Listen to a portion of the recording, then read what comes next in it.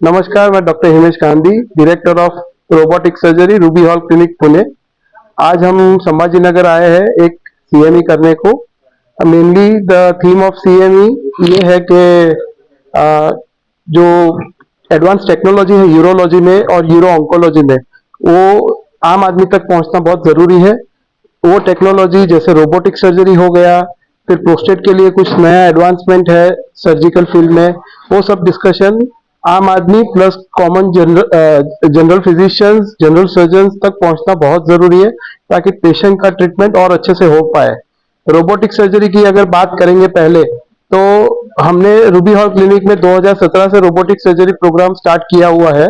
और ये प्रोग्राम के अंदर हम लोग प्रीडोमिनेंटली जो यूरोलॉजी के कैंसर्स रहते हैं, जैसे prostate cancer, kidney cancer, urinary bladder cancers, testis के कैंसर्स, पेनिस के कैंसर्स और एडवांस जो ट्यूमर्स रहते हैं जैसे एड्रिनल ट्यूमर्स जिसको हम बोलते हैं, रिट्रोपेरिटोनियल लिम्फ नोड्स जो बोलते हैं, वो सब का हम रोबोट यूज करके सर्जरी करते हैं। एडवांटेज ऑफ रोबोटिक सर्जरी जो रहता है वो क्या रहता है कि पेशेंट का सर्जरी 4-5 छोटे बटन होल से हो जाता है। उसके लिए पूरा कट लगाने का जरूरत नहीं पड़ता है, ब्लड लॉस नहीं होता है। 3 से 4 दिन में पेशेंट घर पे जाता है और सर्जरी के बाद पेशेंट को लाइफ टाइम के लिए और दूसरा कोई रेसिडुअल साइड इफेक्ट नहीं रहता है।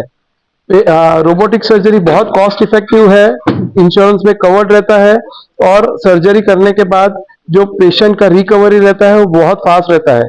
रिकवरी फास्ट होने के कारण जो पेशेंट अपना ऑफिस से जो छुट्टी लिया रहता है या तो जिसको अपना जो प्रोफेशन वापस ज्वाइन करना रहता है, वो विद इन 15 डेज ज्वाइन कर सकता है।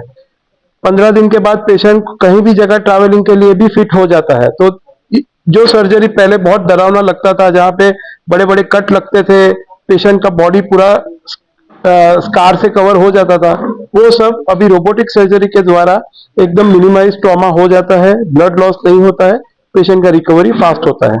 रोबोटिक सर्जरी इंडिया में 2007 में first time all India institute में लॉन्च हुआ था और 2012-13 में काफी बड़े बड़े सेंटर्स में एस्टेब्लिश हो चुका है। रूबी हॉल क्लिनिक में 2016-17 में रोबोटिक सर्जरी का डिपार्टमेंट स्टार्ट हो चुका है और अब तक हमने मोर देन 1000 सर्जरीज कर चुके हैं, जिसमें euro oncology, paediatric surgery, gastrointestinal surgery, colorectal surgeries, bariatric surgeries, हिपेटोबिलियरी surgeries, gynaecology, gynaec oncology surgeries and including advance renal transplant तक रोबोटिक सर्जरी के द्वारा हम वहां पे करते हैं।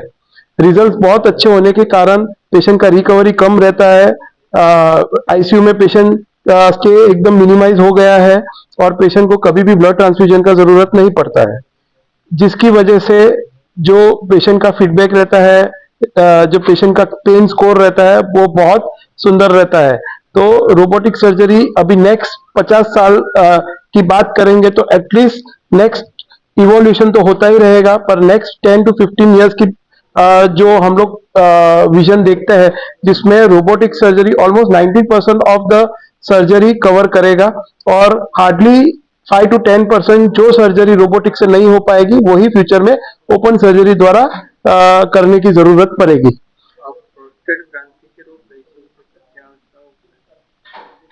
जो आपने बोला प्रोस्टेट ग्रंथि और वेट में उठाए तो उसके रोके मूत्रपिंड विकार के इसका परिणाम क्या है, कैसे सो प्रोस्टेट के अंदर जो एनलार्जमेंट बोलते हैं, जिसको हम लोग बीपीएच बोलते हैं, अभी हर एक आदमी का 50 साल के बाद प्रोस्टेट एनलार्जमेंट स्टार्ट होता है।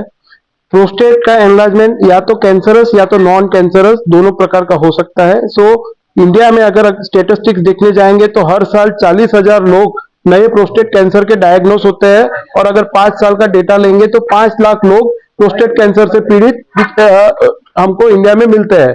अगर प्रोस्टेट कैंसर जल्दी डिटेक्ट होता है तो उसका ट्रीटमेंट बहुत सरल है। रोबोटिक सर्जरी के द्वारा लाइफ टाइम पेशेंट को क्योर मिल सकता है। वो पेशेंट को ना तो कीमोथेरेपी ना तो रेडिएशन लेने का जरूरत पड़ता है। सिमिलरली अगर हम लोग प्रोस्टेट का जांच करते हैं और प्रोस्टेट में अगर कैंसर के तत्व नहीं पाए जाते हैं तो उनके लिए दूसरे 2 ट्रीटमेंट ऑप्शन रहते हैं जो एडवांस ट्रीटमेंट ऑप्शन बोलते हैं। एक ऑप्शन रहता है जिसको बोलते हैं यूरोलिफ्ट। यूरोलिफ्ट में क्या होता है, कुछ स्टेपलर पिन्स रहती है जिससे हम लोग प्रोस्टेट का रास्ता खोल देते हैं और पेशाब इमीडिएटली स्टार्ट हो जाता है। पेशेंट सुबह आता है, शाम को एब्सोल्युटली नॉर्मल यूरिन पास करते हुए घर पे जाता है। प्रोसीजर का जो टाइम रहता है वो 10 से 15 मिनट रहता है और पेशेंट को जरा भी पेन नहीं होता है। दूसरा एक प्रोसीजर रहता है जिसको रेज्यूम बोलते हैं, जिसमें हम लोग वाटर वेपर, बोले तो भाप, स्टीम, उसको यूज करके प्रोस्टेट को मेल्ट करते हैं। ये दोनों टेक्नोलॉजी इतनी सेफ है कि कितना भी सिक पेशेंट हो, जिसको कोई भी एडवांस सर्जरी हम लोग ऑफर नहीं कर पाते हैं, तो उनको 10 से 15 मिनट में ये ट्रीटमेंट करके उनके प्रोस्टेट की तकलीफ से हम लोग निजात दिला सकते हैं। ये एडवांस सब फैसिलिटीज रूबी हॉल क्लिनिक, धोले पाटिल रोड, पुणे में अवेलेबल है। और यूरोलॉजी डिपार्टमेंट जो है रूबी हॉल का, वो इंडिया में टॉप 5 में कंसीडर किया जाता है। और हम लोग के पास all over Maharashtra and all over India से काफी पेशेंट्स ये ट्रीटमेंट का फायदा लेने आते हैं।